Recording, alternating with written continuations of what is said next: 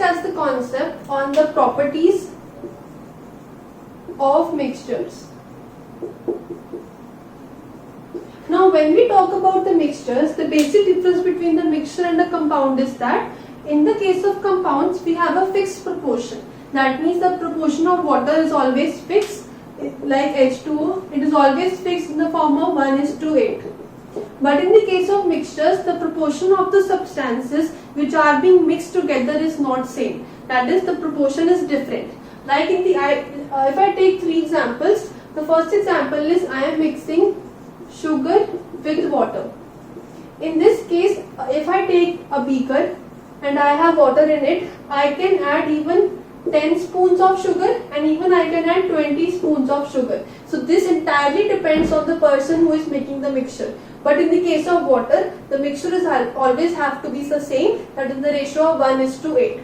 Now if I take the case of sand in water, similarly if I have a beaker, I can even add 20 spoons of sand, or even I can add 1 bucket of sand in it. So that entirely depends on the person who is doing the mixture. Now third, if I case, I have iron and if I have sand. Now if I have iron pieces now and in the sand particles. Now when we take these 3 different cases, we can entirely discuss the properties of the mixtures. Now when we have the different properties of mixtures, like in this case, whenever we add sugar to water, it will completely mix with the water. That means it will form a homogeneous mixture. When it has entirely same composition throughout. Now when I am completely mixing the sugar in the water, and if I have a sip of sugar from this area, it will also have the taste of the sugar. But if I have sugar particles from this area, it will also give the same taste. That means it has a uniform composition throughout and it is referred to as the homogeneous mixture.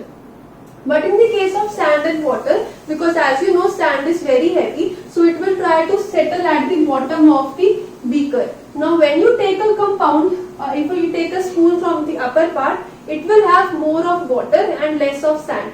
And if you take from this area, it will have less of water and more of sand. That means the composition is not same throughout. Hence it is known as a heterogeneous mixture. When the composition is same, it is known as homogeneous. When it is different, it is known as heterogeneous. Now if you take the case of iron and sand, it is also heterogeneous, because in this area maybe the iron particles are more and the sand particles are less, or maybe in this area the iron may be more. These are different examples of the mixtures.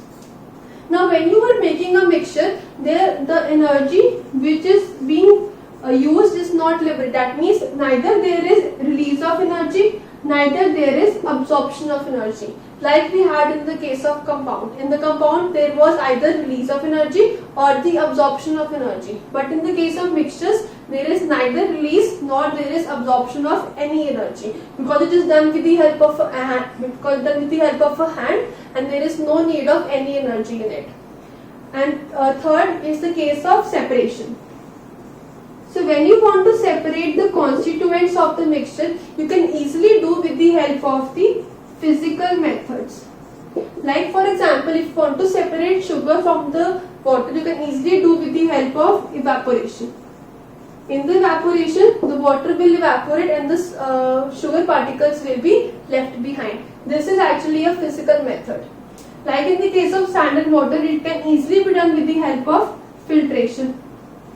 This is also a physical method. So basically physical methods are those methods in which you don't need to change the physical characters. That means you can either do with the help of evaporation, condensation, or you can do by freezing. So all these are methods known as the physical methods. Whereas if you want to apply the electricity or you want to add any chemicals in it, it will be a chemical method.